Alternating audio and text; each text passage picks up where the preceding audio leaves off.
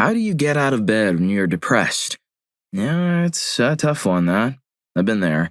The key is try and give yourself a reason to wake up in the mornings. Some kind of motivation. It can be the smallest of things that can help. Personally, I was given a cat.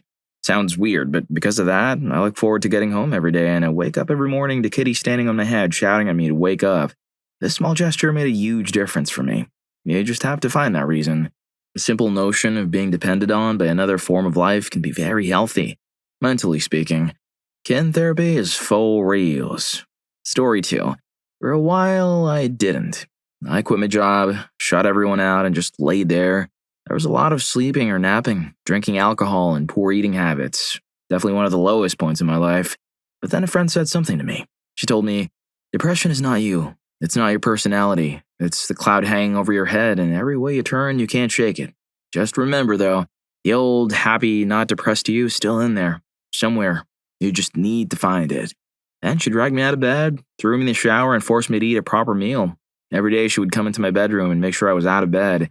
Even if that meant I just moved to the couch to watch TV, she still saw that as progress. Little by little, I made baby steps to reintroduce myself into society. Props to that friend. Story 3. Stick your alarm clock way over on the other side of the room, then set your ringtone to the SpongeBob SquarePants theme song. When you hear him go, "Are you ready, kids?" You gotta shout back, "Aye, aye, Captain."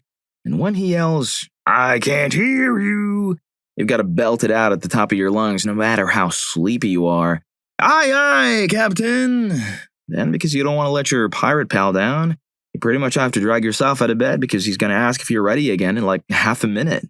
Yeah, I know it sounds kinda dumb, but honestly, this little trick helped me out when I was going through a really tough time.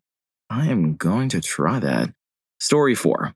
As someone with both the master's in mental health as well as a diagnosis of depression, I have a few things I can't help but offer. One thing, as many have already said in this thread, is to try to get yourself to do just one thing a day, like shower. Depression feeds itself, so putting any kind of tiny break in the cycle is beneficial. You know what you can handle, though? Just try to make it something. If you can't do one thing a day, try one thing every 2 days or even one thing every week. A slowly fought battle is still one you can win in the end. I will add it's important to note not to beat yourself up about it if you can't manage to get out of bed for one or even many days. It's like being upset with yourself for not playing tennis after you injure your arm.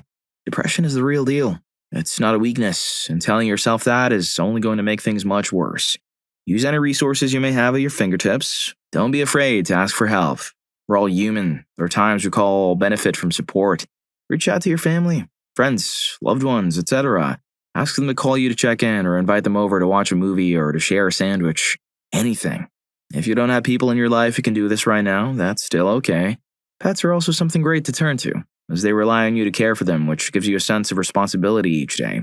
Not all of us have pets, though, and it's not a good idea to adopt a pet if you don't think that you can give it what it needs for the rest of its life. But there are many, many therapeutic benefits to owning or being around or petting animals. Maybe have a friend bring their pet over, or if you can, try to take a trip out to the Humane Society to visit with animals there.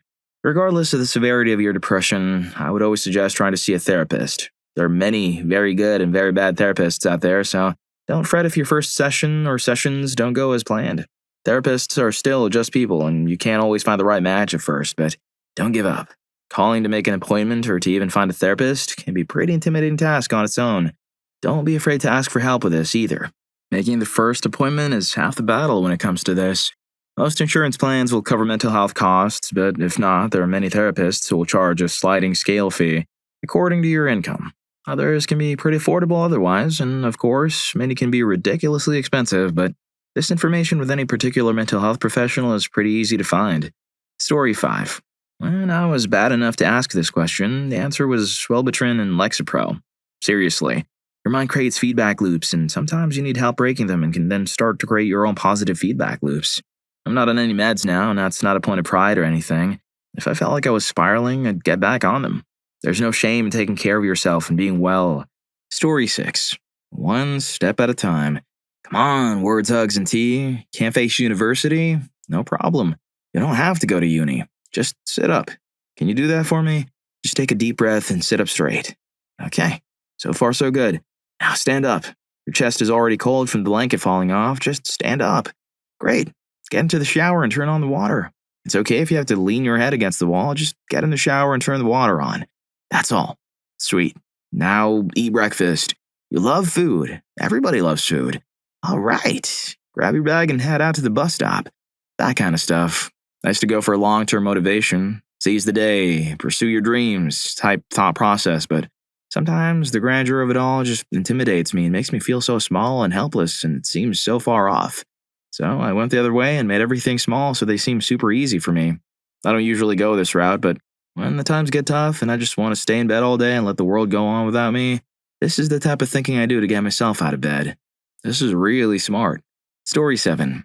Okay, I'm on an upswing after a nasty spiral downward over the last 6 months, and the thing that has worked for me is this. Find something that you want outside of your bedroom. For me, that could be anything, generally a food or drink item. Sometimes I'd think about how really nice it was going to feel when my teeth were clean. Sometimes I'd decide that having a really hot shower was going to be just delicious. Whatever. I'd find something that I wanted in some way outside of my bedroom. The ice lolly in the freezer, the last Kit Kat, whatever. Having decided on the thing I wanted, I'd go into phase 2. Things that really need to happen once I've gotten up. This might be get dressed and leave the house. It might be hang out that laundry that's been in the washer all night. Whatever it was, I'd set a step of that into the plan to get what I wanted. So if I had to go to work, I might say, right, I'll get up and get that ice lolly out of the freezer and turn on the lights in the living room in the way. I'll eat the ice lolly while I'm having a shower. That'll be awesome. Then I'd have to put the stick in the bin and suddenly I'm washed up. So the next thing I like doing is putting on my cologne, but I only do that once I've gotten garment on, and so things begin to happen. I might decide that I'll have to get the laundry out of the washer and at least dump it on top of the drying rack before I can get in that lovely hot shower. Effectively, I'll pick a thing that I actually want in some way, however small, and I'll shoehorn in the first step of some other action that I don't really want to do but is necessary. The important follow-up to all of this is to be as positive as I can possibly manage to be about anything that I do get done. I've made a great start in the laundry. I'll just finish off that task while I wait for whatever to load or something to warm up or whatever. I try to be really positive and not build things up too much. Do things I don't like in chunks in between easier actions, and I try and forgive myself on the days when it just doesn't work. Because some days it just doesn't work. Tempting myself out of bed with the basic knowledge that if I go and do a thing, I might not feel better, but I definitely will not feel better if I just stay here. So let's find something that might be nice, or at least less dreadful, and then start dragging myself toward that. There have been days when I've applauded myself heartily for getting up, having a shower, and then putting some clean PJs on and sitting on the sofa, because that was all I could manage that day, and I did the best I could. Recognizing that and just not beating yourself up about it is half the battle. Whatever's going on for you, good luck. I wish you well. I realize that a lot of these things can be learned from Atomic Habits. It's a good book. Story 8. I've been diagnosed with major depression, which comes and goes, and I take sleep medication to help me get through the nights. First, make sure you have something to look forward to in the morning. I eventually realized that no one would be the reaching hand to pull me out of the darkness. Get involved in a job, travel, a hobby, or connect with people. It's hard to build up motivation at first, but as soon as you have something to wake up for, it will get better. Also, if you haven't sought professional help, please do. There's no shame in speaking with someone about internal struggles or taking medication to benefit your well-being. Story 9. A superhuman effort, my friend. One of the most frustrating aspects of my depression is that it's almost impossible to explain to people who don't struggle with it. So at a certain point, the inability to get out of bed just comes across as laziness to them. If things are bad, and the medication and therapy aren't enough, the feel of the carpet beneath your toes is something that signifies a major victory in your part. You need to acknowledge that. Just like you need to acknowledge that this is a never-ending war and you can't win every battle. And you have to be okay with that. You can never stop trying, but on days when you just can't win, that's okay. Everyone has a different method or impetus that works for them. For me, it's just that. Picturing this as a war and I'm heading into battle again. Once more into the breach. Story 10. Eventually, you gotta eat, and eventually you gotta use the bathroom. Other than that, I'm not sure. I haven't been out of my town for almost a year. It's been 2 weeks since I've been outside, so if you get an answer, let me know. The obvious answer is for substances and booze, but thankfully I finally quit drinking 2 weeks ago, so at least there's that. Unfortunately, that was my only motivation to go ride my bike anymore. Hope you feel better, OP. I'm not just saying that to be nice. I don't know exactly what's going on in your situation, but on some level, I can relate. Story 11. Sometimes I don't. Sometimes staying in the warm cocoon of my duvet, safe from the world, is just the better alternative. But there are some days where I have no choice. I work in social hours, working in a pub, so Not needing to get up until the afternoon has helped a lot. I had to change jobs, though.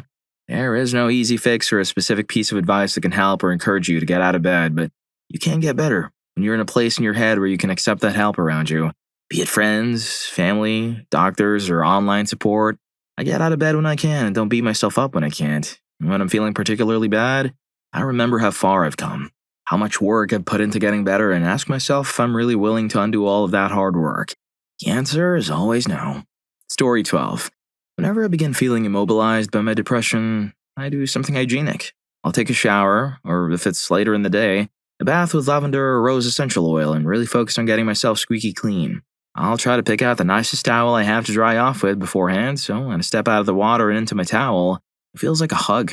Even better, a warm hug if you thought ahead and heated it in the dryer for a couple of minutes. From there, it's business as usual. Basically, I distract myself from the bad feelings by doing things like taking care of myself, which in turn makes me feel a teeny bit better. If nothing else, at least you'll be clean, smell good, and have a clean set of clothes on. Bonus points for brushing your teeth and flossing. Story 13. I'm a bit of an anomaly. On paper, I'm a depressed person. For the last 6 years, there hasn't been a single day that I didn't wish it was all over, that I'd messed up my entire life, that there isn't any meaning to life at all, that I know the friends I have are all circumstantial and superficial, that I can't open up to my family about it, and that I couldn't care less if my death hurt anyone. Then something happened to me last month. I reached a rock bottom. Now, I'll preface this with the notion that this wasn't exactly the rock bottom. I still go to work every day, I eat, and I'm fed, and I don't have circumstances that drastically reduce my quality of life. These are objective facts. That's the thing about depression. It's something that took root in me, and I wasn't able to let it go. It was part of my personality, and it still is, a little, in how I define myself. There was a time before this depression when I was generally known to be an optimistic person, and that does carry over a bit. As I was saying, I hit a rock bottom, but this was a rock bottom that I allowed myself to hit. I decided I would not sink any lower. This will manifest in many ways, so I'll try to explain each part.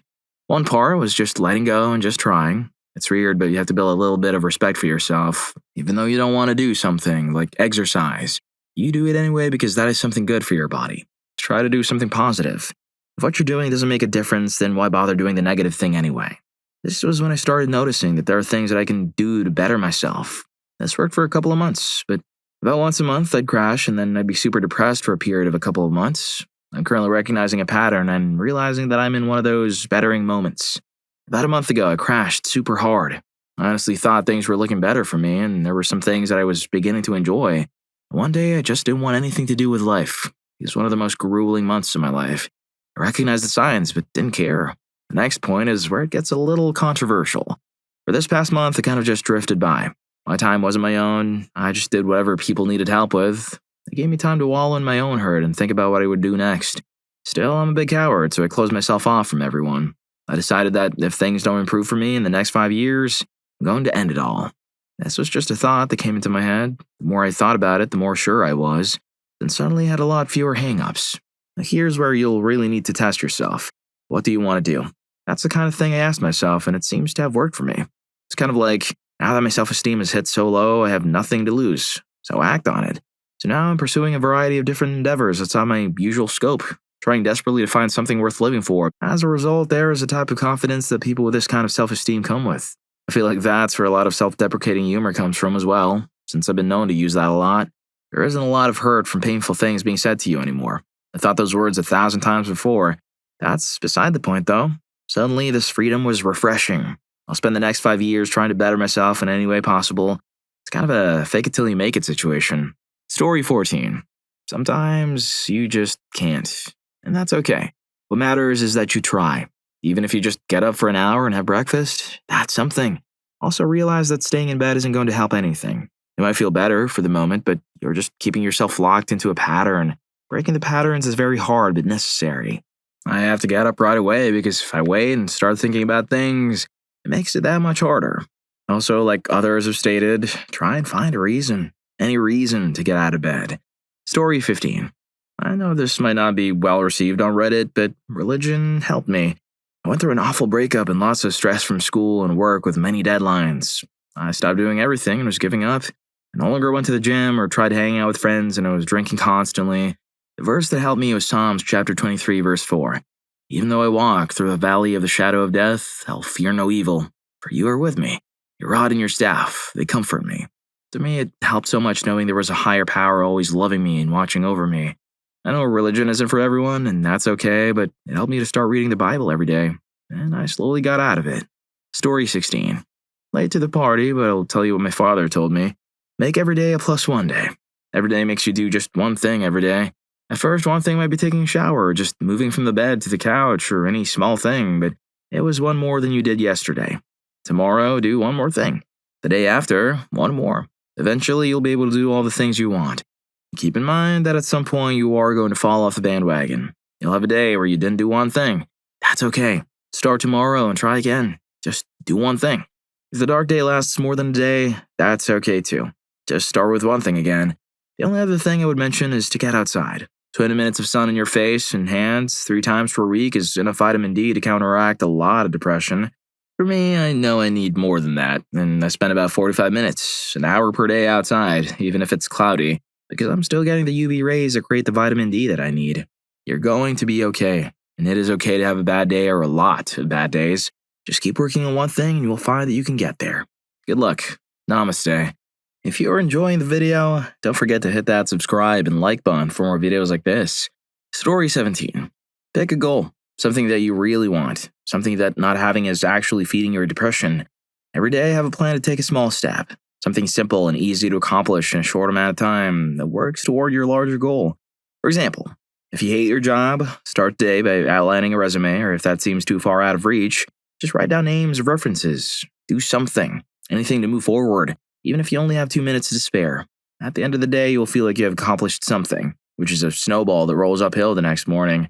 Story 18. I do this every single morning, and it was a huge help in shaking my depression.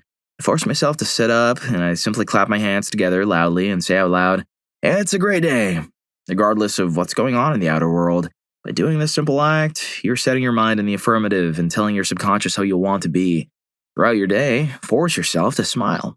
A genuine smile, like the biggest smile you've ever made. I know it sounds ridiculous, but doing this releases endorphins, and you're telling your brain how you will feel. You begin to take control of your feelings. Happiness is synthesized, which means you have to make your own happiness. Whenever sadness creeps in, say what you're grateful for. Whenever sadness creeps in, say something positive about yourself. I'm happy, I'm confident, etc. Really exclaim it, because doing this tells your subconscious how you'll want to be. If you do these things for 21 days straight and pay attention to your thoughts, replacing the negative thoughts with positive affirmations and smiling at least 10 times a day, you'll see a huge difference. I guarantee it. It tricked me for my depression. We create our own happiness. Don't forget to clap and say it's a great day when you get up. After I do this, I throw my hands in the air and shout, "Yes!" and then I say what I'm grateful for. I know this seems extreme, but I'd rather be happy all day and have a slightly unusual routine than approach life how everybody else does and be upset. This shook me for my depression. Just keep it up. Story 19. There's this state of mind that I can get into that goes below depression. It's kind of an active meditative state similar to mindful meditation, except instead of doing it in a very still position, you do it by simply going through a routine of actions. Get out of bed, walk to the bathroom, use the toilet, shower, shave, get dressed, head out the door, get in the car. The routine is so ingrained that you should be able to do it through muscle memory and remain in a meditative stillness inside the whole time. The upshot of this is that in meditation, you focus on the depression and toward the moment and the sensations of the now. The actions require no thought. You simply are a body in motion. You're not trying to find a convincing argument to get up or a solution to the problem. You simply rise and do these things with a meditative state of mind where the pain of depression is not the focus during that time. By the time you're dressed, you have accumulated enough momentum that your day can continue on. You still carry the depression and your problems remain inside you, but at least you're a body in motion and not cemented down like a statue. Keep moving. After work, go on a meditative jog or walk. Go to run errands meditatively. I'm not talking about a full immersive deep meditation here. I'm talking about merely focusing on your thoughts in the now and away from the painful issues. Live in the now. Look at animals. See how their concern is in doing and living in the now. Emulate that in many moments throughout the day. This is way more helpful than you think it is. Story 20. For me, it was about acceptance. To not hate myself for feeling the way I did. That was what made me stay in bed all day, the self-loathing. When I acknowledged to myself that this was the way I felt and no matter what, I would always feel this way, it actually provided a sense of relief. I didn't try to beat depression. I didn't try to not feel depressed. I just accepted that I would live life as a depressed person. Years after I got over my depression, Somebody said something on Reddit about no 0 days that really rang true for me even if I didn't realize it at the time. Set a reasonable accomplishment goal for yourself for that day, like making your bed or cleaning your room or buying groceries or going outside or filling out one job application or calling one friend. Something that you can do real quick and be done with it. Those 0 days I found really added up to some heavy depression for me. Story 21. My mom was in a place in her life where she didn't feel any need to get out of bed in the morning. I was about 12 when it was at its worst, and cooking breakfast was the biggest help I could do. If I got up early and made breakfast, it became a family event, and it really made her happy to get up. Even on the days where I didn't feel like making a huge breakfast, I would make a pot of coffee and wake her up so we could watch the news. This may not help if you're the one who's depressed, but I thought I'd share. It's still helpful regardless. Story 22. You know what? That's how I did it. I decided I wasn't going to let it win. When I was young, my father passed away, and in high school, my mother passed away after a long illness. There were times when I didn't go to school, didn't get out of bed, slept all day, barely ate, and cried myself to sleep. What kept me going, though, was seeing how my mother got out of bed every day, even though she was very ill, to help me. It gave me the determination to shift my focus and get up every day to help her instead. She had that strong will, and I learned from it. Ever since, long after she's passed, if I ever start to feel those bouts of sadness that still come sometimes, I decide I'm not going to let them control me. I face it directly, try to understand what's causing it, and then work on addressing the issue. I know my specific experiences are unique and my approach might not help everyone, but my mindset might. Because after all, how we feel is often a state of mind. I refuse to let sadness control my state of mind. Instead, I see it as a part of me that needs attention. Feeling down is just my signal that there's something I need to figure out. By deciding not to let it take over and by looking at the source of the problem, I can work toward feeling better. Story 23. I had to stop drinking caffeine as it would make the feeling of waking much worse, and the lethargic nature of waking up in a withdrawal state that much harder to deal with the depression. I started morning bike rides to help stabilize my mood, and to quit smoking, and yes, it hurt and sometimes still does, getting up at 5 or 6 a.m. in the dark. The trick, I guess, is to get up as quickly as you can and start doing something. Anything. Lying there thinking about everything is going to be your biggest enemy. Water is also really important. Soft drinks, coffee, and junk food are all going to make you artificially awake, and making sure you drink at least 600 ml of water is really important that first hour of waking. The bike rides I found would allow me to wake up with fresh air, sunlight, and good blood circulation. The quiet of the early morning was also beneficial to my brain. Waking to the sounds of society in full swing when you can hardly bear to be part of it is harsh. Getting up with the birds and the sun is a much calmer way to start the day. After or during my rides, I will try and have a banana and an apple to help get my appetite going. I've never really been a breakfast person, and this has helped immensely in getting a healthy habit started. Eating properly is the basis of a healthy body and mind. Bananas are an amazing mood stabilizer, and apples, from what I've found, are an amazing alternative to caffeine and aid in keeping colds or flus at bay. In the last year since starting my routine, I've barely been sick, and if I have been, I've been able to overcome it within a day or two. Positive thinking is also extremely important. You're an amazing person and capable of anything you put your mind to. Once you start to believe this wholeheartedly, you'll start to see a difference in the way you feel when things get intense. Take baby steps. Take the time you need. Don't rush. It is not a marathon. In the last year, I've been able to eliminate smoking, caffeine, and soft drinks from my diet without too much hassle and with a resolve I've never experienced before. You can do it, whatever it is to you. Don't let life get you down because it will if you let it. Don't be fooled into thinking it has control over you. It doesn't. You have complete control over everything. The other thing is to start sharing your thoughts, feelings, and wins or losses with your friends, colleagues, and neighbors. We are not alone. We're all in this together. Locking yourself away from the world will just perpetuate the feelings of worthlessness. This is really important. I started taking photos of my bike rides to help inspire others to get up early and take in the beauty this world has to offer. Check out Cyclical Obscure on Facebook or Flickr for my pics if it helps to motivate you. It's the old saying. Is the glass half full or empty? You're the only one who can decide that. Story 24. I would count. I would count down from 5 to get out of bed. I would count the number of minutes I had to spend cleaning. 5 max. I'd count the number of seconds I had to brush my teeth. I would do the bare minimum possible to get by. Because I learned this. 80% of making it through life is showing up to do the bare minimum. When I felt better, I could add the extra 10 to 20%. This way you don't slide backward. You get your butt to class every time and sit in the front row. You're bound to absorb something. The teacher notices, and when it is time for a grade bump, they will give it to you. You show up to work 15 minutes early and never call out. They won't fire you from that not-so-great job. You're already doing more than most. Now, if you can manage that, you'll have good days, and on those days, you can shine. Things start to turn around and get better. Story 25. My sister had the typical 16-year-old breakup depression when she went home after school, then stayed in her bed napping or watching Netflix until 10 p.m. when she would wander downstairs to eat. Having refused dinner, this went on for a week and a half.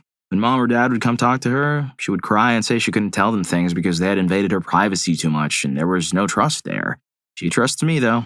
I went up there and told her she can't do this. She just can't. And I know she doesn't want to do anything else, but lying in bed isn't going to make her want to do anything else. You have to force yourself to readjust or make yourself do things that will get you back to normal. Even when you feel bad, you have to go chill with friends, go for a jog in the sun, go to the mall and get a big pretzel. This feeling is temporary, like an emotional sprained ankle. Some people are obviously more injured than that, and you're going to have to walk on it a little before you feel 100% again. I told her I would see her downstairs in a little bit, so she'd better get herself together and come eat something. She came downstairs, ate dinner, and then went to her friend's house down the street, and that was the end of the crying. Now, this wasn't true depression. I had a light onset when I was 19, so I know how crippling it can be, even when small. But the sentiment stands.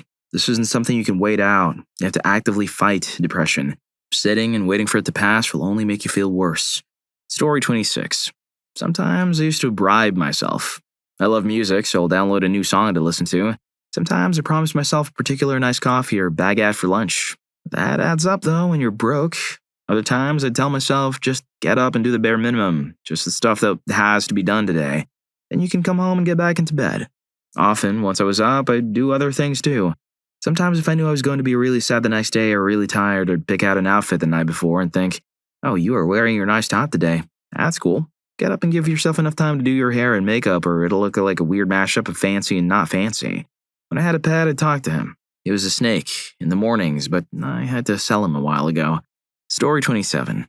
If you are truly depressed, you should get help from a doctor. I don't think you'll be able to get out of bed on time on your own if you're actually depressed. I only get up to use the restroom when I was depressed.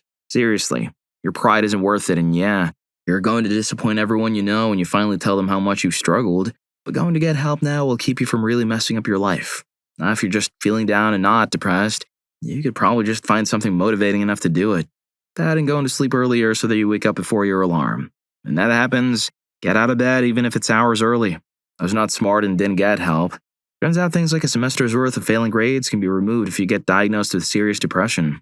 I really regret that I didn't get help. I made a problem last years instead of months. Story 28. Sometimes if it's really bad, I don't. Other days, I look at the cats and tell them, it's kibble money, and go to work. I pat myself on the back for having gotten out of bed and taken a shower. I used to feel like that was wimping out.